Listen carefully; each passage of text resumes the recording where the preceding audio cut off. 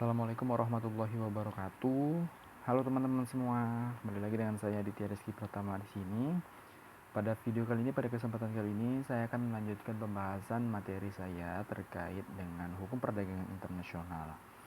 Pada video sebelumnya, pada pertemuan sebelumnya, saya telah menjelaskan materi terkait dengan prinsip-prinsip hukum WTO. Kemudian pada kesempatan kali ini, saya akan menjelaskan materi tentang proteksionisme. Untuk selengkapnya, mari saksikan penjelasan yang akan saya sampaikan pada video ini. Terima kasih, selamat menyaksikan. Proteksionisme. Apa sih yang dimaksud dengan proteksionisme itu, teman-teman?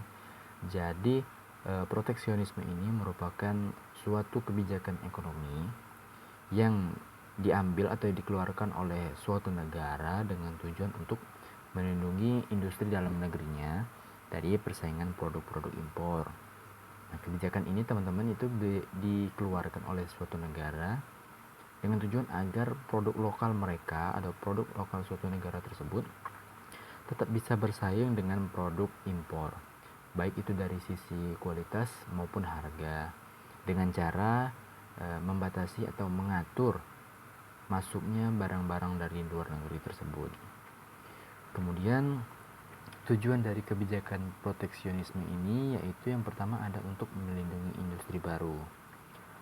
Maksud dari untuk melindungi industri baru di sini yaitu kebijakan proteksionisme ini bertujuan untuk melindungi industri yang masih dalam tahap pengembangan. Biasanya industri ini adalah industri yang belum mampu bersaing dengan produk luar negeri yang sudah berkembang pesat. Dalam hal ini, proteksionisme memberikan waktu bagi industri baru untuk tumbuh dan memperkuat daya saingnya terhadap produk-produk lainnya, terutama produk impor. Tujuan yang kedua yaitu menjaga lapangan kerja. Nah, dengan membatasi impor, permintaan terhadap produk dalam negeri meningkat sehingga industri lokal atau industri suatu negara tersebut dapat mempertahankan atau bahkan menambah jumlah dari tenaga kerjanya. Kemudian tujuan yang ketiga yaitu untuk melindungi keamanan nasional.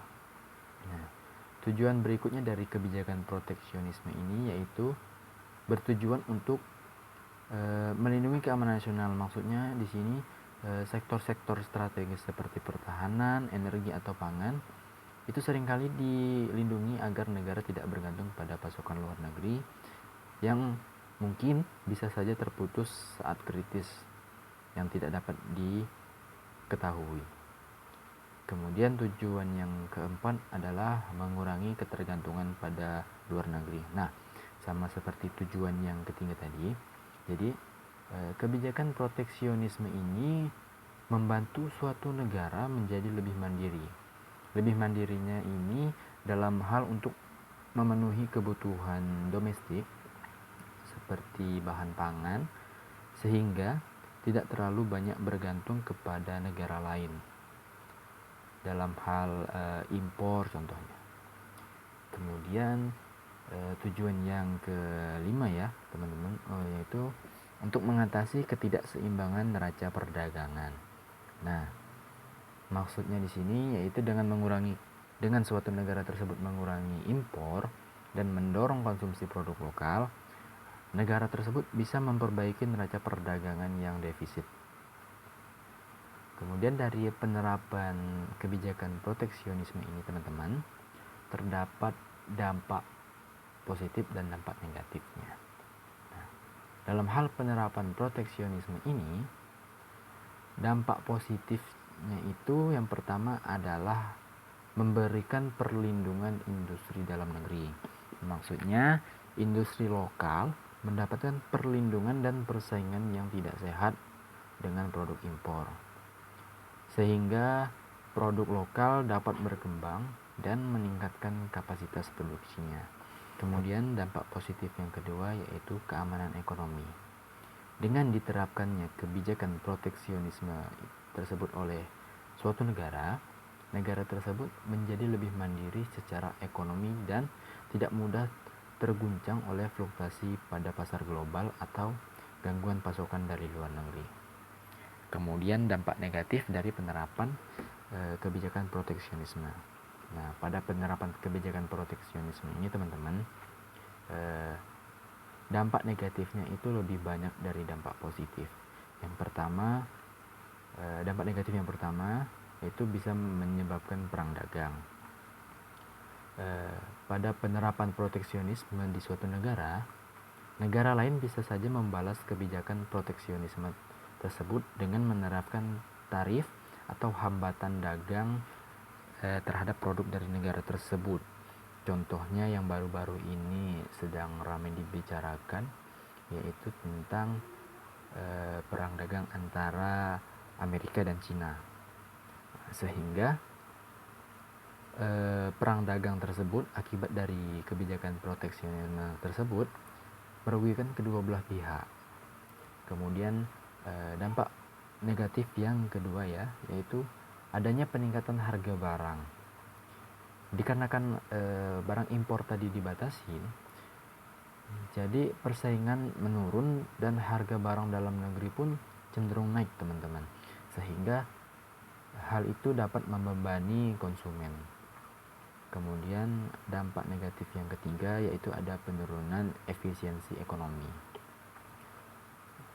Dalam penerapan proteksionisme tadi menyebabkan kurangnya persaingan dari suatu produk, sehingga membuat industri lokal kurang terdorong untuk berinovasi dan meningkatkan efisiensi, sehingga dalam jangka panjang daya saing ini bisa menurun teman-teman.